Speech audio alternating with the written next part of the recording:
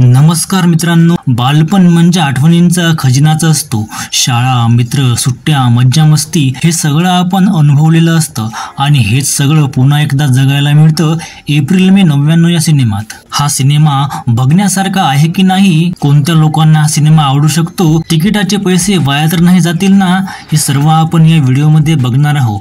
त्यामुळे व्हिडिओ शेवटपर्यंत नक्की बघा आणि सोबतच चॅनलला सुद्धा सबस्क्राइब करा। चला तर मग जाणून घेऊया या सिनेमाबद्दल। हा सिनेमा आहे सिद्धेश, कृष्ण आणि प्रसाद या तीन लहानग्या मित्रांची गोष्ट।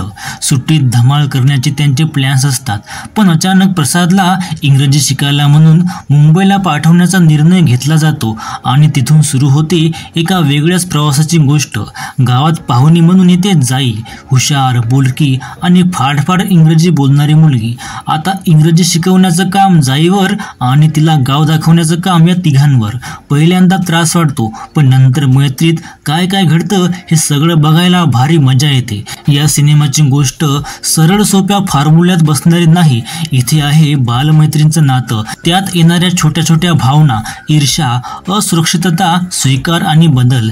दिग्दर्शक रोहन मापुसकर यांनी ही गोष्ट खूप सुंदर गुंफली आहे। चार मुख्य कलाकार श्रेयस थोरात म्हणजेच प्रसाद, आर्यन मेघजी म्हणजे कृष्णा, मंथन कानेकर म्हणजे सिद्धेश आणि त्यांच्यासोबत साजिरी जोशी म्हणजेच जाई यांनी प्रचंड नैसर्गिक अभिनय केला आहे। त्यांच्यातली केमिस्ट्री जबरदस्त आहे। त्यांच्या आईवडिलांच्या, आत्या मावशांच्या भूमिका करणारे कलाकारही खूपच प्रभाव टाकतात। रोहन यांनी दिलेलं संगीत सुद्धा मनाला भेटतं। विशेषतः मन जाई जाई हे गाणं तर तुमच्या लहानपणीच्या आठवणी जाग्या करतं। हा चित्रपट बघण्यासारखा आहे की नाही? होय, एप्रिल मे 99 हा चित्रपट नक्कीच बघण्यासारखा आहे।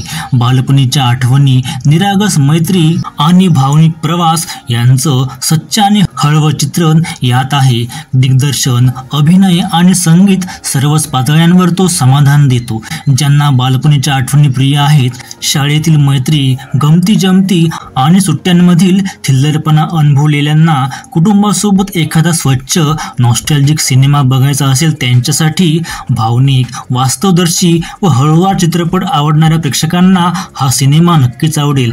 मात्र ज्यांना जलद गतीची, थरारक किंवा साहसी कथा हवी असते, अधिक क्लिष्ट, धक्कादायक वळण असलेले सिनेमे पसंत करणाऱ्यांना, केवळ व्यावसायिक मसाला किंवा ग्लॅमर असलेले चित्रपट आवडणाऱ्यांना हा सिनेमा कदाचित नाही आवडणार। तिकिटाचे पैसे वाया तर जातील नाही ना? नाही, पैसे वाया जाणार नाहीत। हा चित्रपट मनाला भिडणारा आहे आणि त्यात एक वेगळं सकारात्मक अनुभव विश्व उलगडतं।